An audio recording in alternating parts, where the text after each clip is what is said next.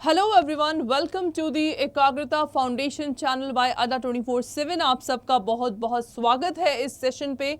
मैं एडवोकेट निकिता सिंह आप लोगों के सामने एक बहुत इंपॉर्टेंट टॉपिक को लेके यहाँ पे डिस्कस करने जा रही हूँ। How to crack business law paper in a single attempt. क्या ये पॉसिबल है? अगर आप 12th में कोई से भी स्ट्रीम के स्टूडेंट्स हैं, अगर आप इस स्ट्रैटेजी को फॉलो करेंगे, you will absolutely crack this paper that is business law in single and a first attempt. So आप सब जानते हैं कि फाउंडेशन एग्जाम में आप लोगों के 4 पेपर होते हैं, जिसमें से बिजनेस लॉ का पेपर आप लोग का सब्जेक्टिव होता है। कैसे इस पेपर को हम लोग क्रैक करें, तो चलिए मेरे साथ सेशन के साथ। सबसे पहले अगर आप इस सेशन में नए हैं तो प्लीज सेशन को यहाँ पे लाइक करना बिल्कुल मत भूलिएगा, चैनल को सब्सक्राइब करिए। सबसे पहले जो आप लोगों को करना है, that you have to understand the exam pattern and the syllabus. This is very much important. Business law का नाम सुनते अरे बाबा हमें खूब सारे लॉज पढ़ने हैं, सेक्शंस याद करने हैं, केस स्टडीज याद करनी है, ऐसा बिल्कुल नहीं है।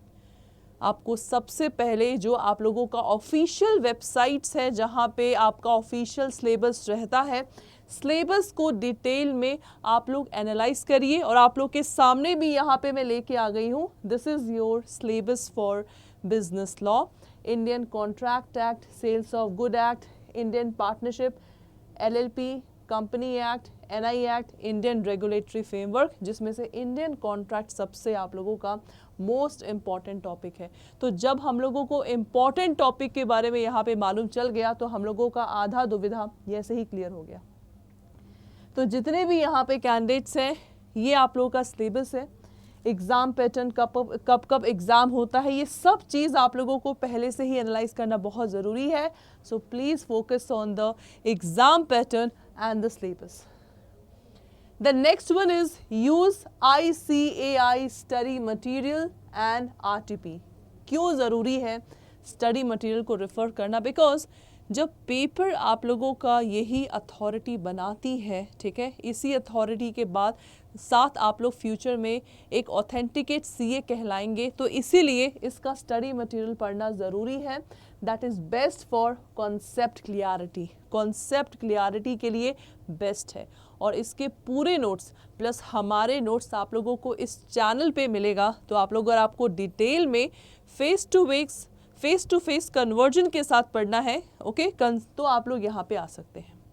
Solve RTP, that is revision test paper, and MTP, that is mock test paper, to understand the exam pattern। हमने एग्जाम पैटर्न को समझ लिया, लेकिन क्वेश्चन ही नहीं सॉल्व कर पा रहे हैं तो कोई फायदा नहीं है। इसीलिए जब कॉन्सेप्ट क्लियर हो जाए तो आप लोगों को फोकस करना है रिविजन टेस्ट पेपर पे और मॉक टेस्ट पेपर पे, and practice the previous year paper. At least 5 साल के आपको प्रीवियस ईयर पेपर सॉल्व करने ही करने हैं। Then after class make easy to revise notes, summarise the law in chart and table. भाई लॉ को याद करना, मैं बोल सकती हूँ, law is nothing but common sense and logic. So you have to learn this law in a very good manner. Prepare the its mnemonic and keywords for complex section. कभी कभार ऐसे सेक्शंस होते हैं, ऐसे कॉन्सेप्ट होते हैं जो हमारे पल्ले नहीं पड़ते, बाउंस चले जाते हैं। तो इसको याद करने के लिए कोई आप लोग रे डायग्राम के थ्रू या कोई कार्ड, फ्लैश कार्ड के थ्रू आप लोग ऐसे चीज़ों को याद करके घर में पेस्ट कर दीजिए, ताकि आप लोगों को ये सारे कीवर्ड से आपको सारा कॉन्सेप्ट दोबारा से लर्न हो जाए। And highlight the important cases. तो यहाँ तो आप लोगों को केसेस कराए ही जाते हैं, तो आप लोग केसेस को यहाँ पे हाईलाइट कर सकते हैं। जो हम पढ़ाएंगे उसको आपको याद रखना है। Then after class what you have to do, then you have to focus on the concept clarity. एक बात याद रखिएगा, लॉ में जितना आप लोग पढ़ेंगे ना बिजनेस लॉ में, सब प्रैक्टिकली आप लोगों के डे टू डे लाइफ में होता है। So that's why you have to focus on the concept clarity. Understand why a law exist, not just what it say. Use real life example as to relate to this one. यहाँ पे हमारे channel में daily 3 से 4 business law की class होती है, जहाँ पे मैं कॉन्सेप्ट क्लियरिटी को पे फोकस करती हूँ, एग्जाम्पल के साथ चीज़ों को पढ़ाती हूँ, ताकि आप उस चीज़ को रिलेट कर सके और पढ़ने में आपको मज़ा भी आए। Is that okay? Then learn answer writing technique, बहुत इंपॉर्टेंट है। आपके फाउंडेशन कोर्स में 2 पेपर में सब्जेक्टिव क्वेश्चन, 2 पेपर में ऑब्जेक्टिव क्वेश्चंस आते हैं, तो आप लोगों को यहाँ पे सब्जेक्टिव में आंसर राइटिंग कैसे लिखा जाए इसका प्रैक्टिस बहुत ज़रूरी है।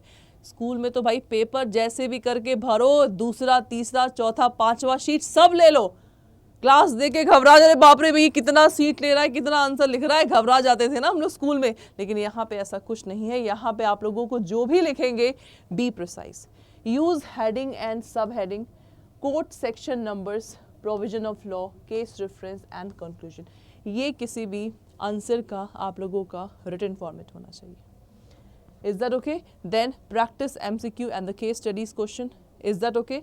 पूरा प्लान के साथ आप लोग देख सकते हैं business law now have a not MCQ, okay, but MCQ in the form of case study question, okay. Then solve the case based question, first revision, second revision, third revision. जिस तरह जब हम लोग का लॉ बनता है तो first reading, second reading, third reading होता है, इसी तरह आप लोगों का रिविजन प्लान भी यहाँ पे चाहिए।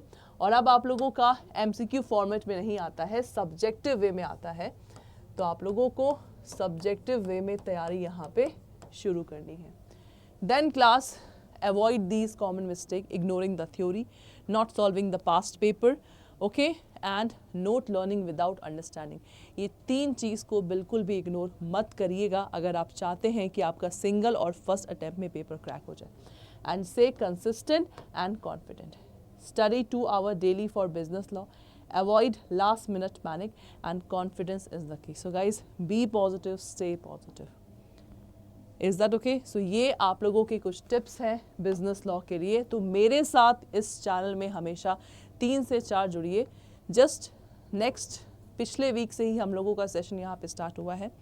एक एक एक्ट को हम लोग बहुत बारीकी से पढ़ रहे हैं। फ्री यूट्यूब क्लास आप लोगों की चल रही है, तो ज्वाइन करना बिल्कुल मत भूलिएगा। Thank you so much for attending the session.